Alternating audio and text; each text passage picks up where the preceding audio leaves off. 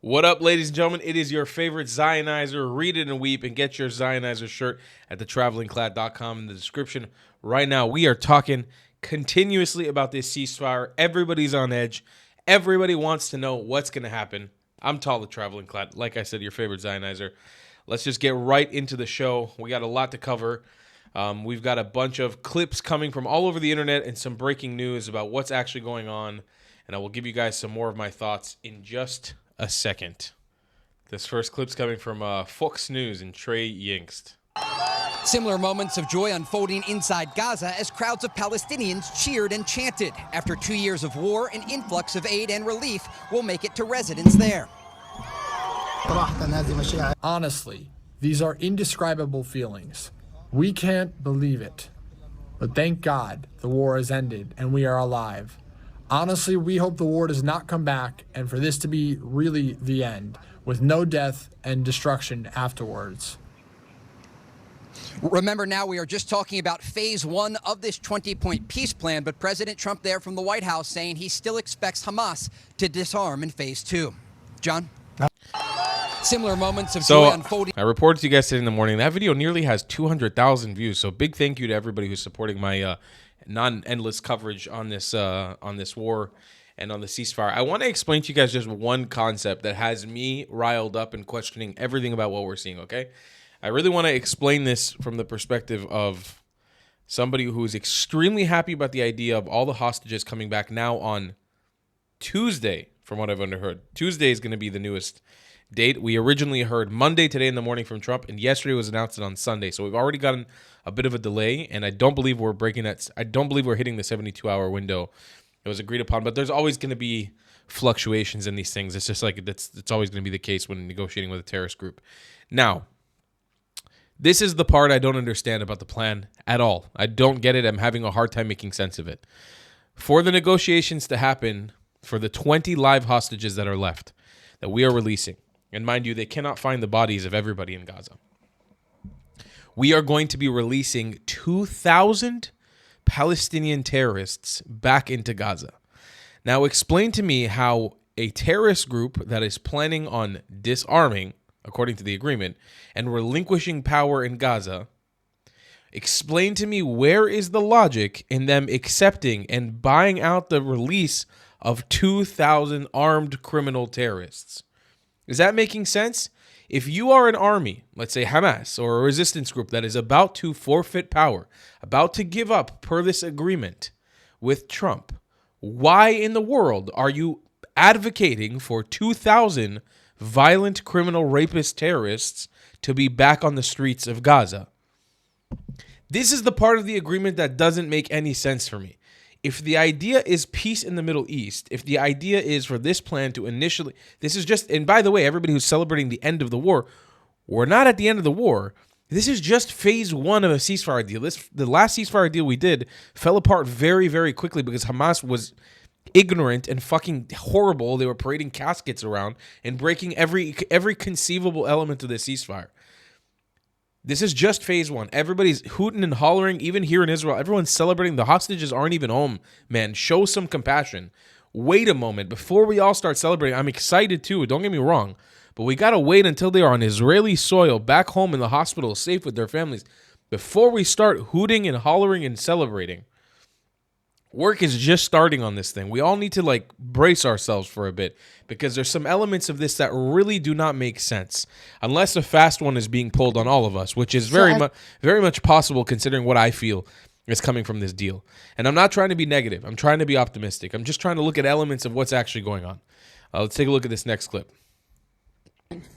So as long as the occupation stands in Palestine, the fight continues. And it has to escalate, and it has to go bigger, and to be fiercer. So shut the fuck up and don't tell me anything about the joy and celebration of a ceasefire. Have some shame and do an impactful action than celebrating a fucking end. Maybe it's performative. So as long as... So, I mean, actually, while we're both enemies, this is Palestinian refugee who attends Palestinian protests and MTL claims She hates Canada after our country gave her a new life and brought her whole family here. She plans to keep protesting against Israel even though the war is over. Should she be deported? First, just deport her just for a good sport at this point. So what is she going to offer your country, please? Canada, for the love of God. What is she offering your country, please? Anybody wearing a kafia who is not an Iraqi, Yazidi, or Mandian, or ethnic Iraqi person, just deport him. Honestly, at that point, just kick him out of the country. It doesn't make any sense to have him. Doesn't make any sense to have them. People are just wearing kafias just for the fashion statement to supporting Hamas. It doesn't make any sense for you. Just deport them. Easy deport. Just see a kafia. Are you Yazidi? Are you Mandian? Are you Iraqi native or anything? No, you're not. Why are you wearing the kafia? For Palestine. Out. The fuck out of here. She's right. She's right, though. And that's what I'm talking about. To them, this is not over. The war has just begun. Many Israelis are breathing a sigh of relief. They're like, oh, we're going back to normal life. It's time to party in Tel Aviv. I'm seeing my friends. I'm like, you guys don't understand. We can enjoy the sweet things when they happen. Let's enjoy them. You don't understand. I don't think any of you guys understand. And I speak right now, I'm speaking to all my Israeli brothers and sisters. I'm speaking to all my Arab brothers and sisters. I'm speaking to all my Muslim friends out there. All my Muslim brothers and sisters. Considering where we go from here, if Hamas and the Muslim world are emboldened to try this shit again, which according to what we're doing right now, they absolutely will be, we are on a whole nother level of fucked. If this doesn't end, which it seems it's not going to, in a decisive win for Israel, showing the Muslim world you cannot treat Jews like this anymore, we are in for a very, very rude future of war and violence and blood. Ceasefire. It's all good and happy for a moment. But think about the long-term implications. I wouldn't be out in the streets celebrating yet. That's all I'm saying. And I'm not trying to be overly negative. Again, I understand people are happy and it's a sigh of relief, but please think about the current situation. This is coming from open source intel. President Trump on the Gaza deal. It has brought the whole world together. It's amazing. I've never seen anything like it. It's so good for Israel. I spoke to Bibi Netanyahu just a little while ago. He called and said, I can't believe it. Everybody is liking me now. I told him, more importantly, they're loving Israel again. Israel cannot fight the world, baby. They can't fight the world. He understands that very well. It's amazing the way it's all come together. It's a beautiful picture. I don't know if it could ever happen again. So many different things happened that were so amazing, like taking out the potential nuclear power of Iran. There's a lot of talent involved, but you need luck. There's also such a thing as luck. It's brought the whole world together. It's amazing. I've never seen anything. It's so good for Israel. I spoke to Bibi Netanyahu just a little while ago. He called. He said, I can't believe it. He said, everybody's liking me now. Meaning him. He said, I said, they're more importantly, they're loving Israel again. And they really are. I said, Israel cannot fight the world, Bibi. They can't fight the world. And he understands that very well. So it's amazing the way it's all come together, and it's a beautiful picture. I don't know if it could ever happen again. It was just a set of circumstances, like, for instance, taking out the potential nuclear power of Iran. So many different things happened that were so amazing. It's a lot of talent involved, I'll tell you, but there was a certain degree of luck, too. You know, you need luck also. There is such a thing as luck. Well, I really appreciate the president's optimism here. Let's just keep a couple things straight. Nobody is all of a sudden liking Bibi for this, and nobody is now liking Israel for this. The damage that was set out has been done and has been done very effectively and very strongly. Let's not pretend like anything has changed between 2 days ago and now. We're not in an overwhelmingly different position. And again, I appreciate the president's optimism. I really do. But we're not in such a different position. And all of this still has massive potential to collapse. And I said it a million times in this video, I'm not trying to sound negative. That's not my case. I just want to put everything into perspective. We are dealing with an armed terrorist group with zero clear line in sight. There's good goals that have been set, but how we get from where we are right now to the end of the line is completely unclear. Not to me, to all the people I've spoken to in Intel, to all the people I've spoken to who have way better sources than I do. Nobody is clear right now on what's going down. No one. There are so many open-ended questions. I'm staying optimistic, not pessimistic. It's just not clear. I want to take a look real quick at a clip from my good friend. I've told you guys to go follow him before here on YouTube as well. John Lagarda Yon on Instagram. He made an incredible video today in the morning. He's also an incredible YouTuber, Israel advocate. Please go subscribe to him. He's an incredible guy. He does stuff in Spanish as well. For my Españolos watching, please go subscribe and love on this guy right now. Take a look at this clip he made today in the morning. If signing an agreement to return hostages means the genocide is over, that means there was never a genocide. There was never intent to destroy the population in Gaza. There was only the intent to return the hostages. Do you now see the lie?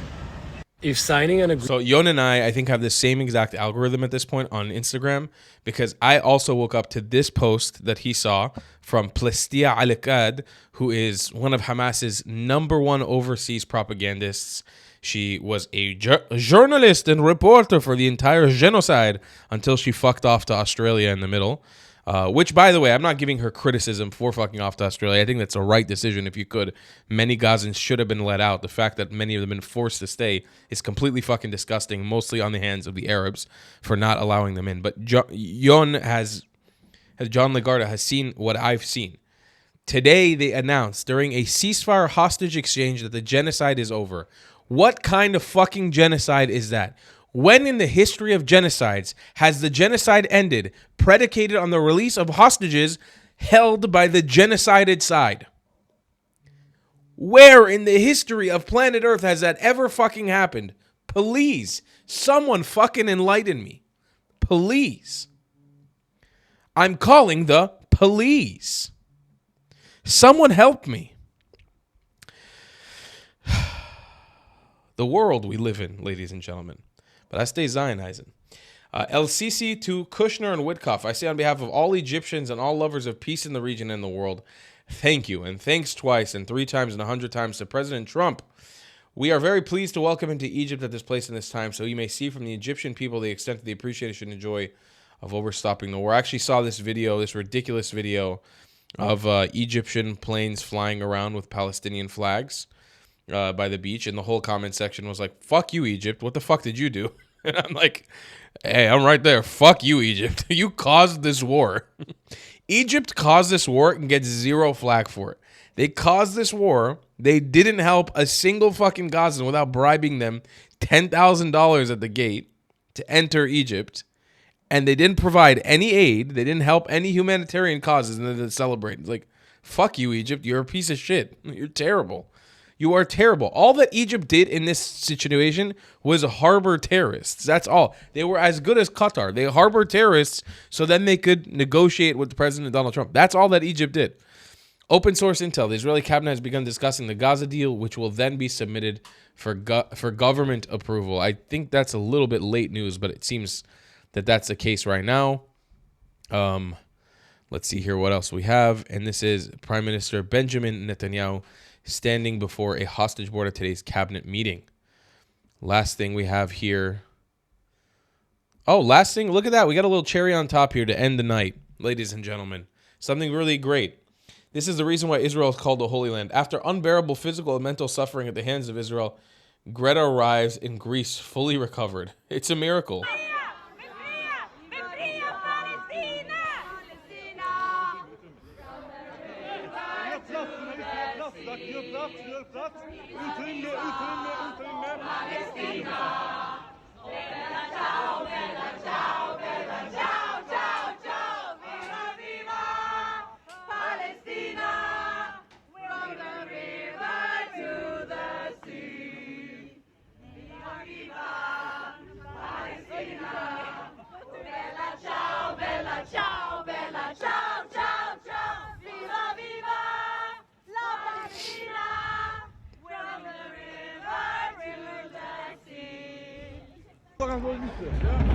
I don't mean to use it as a slur, but autism. That's all it's not a slur.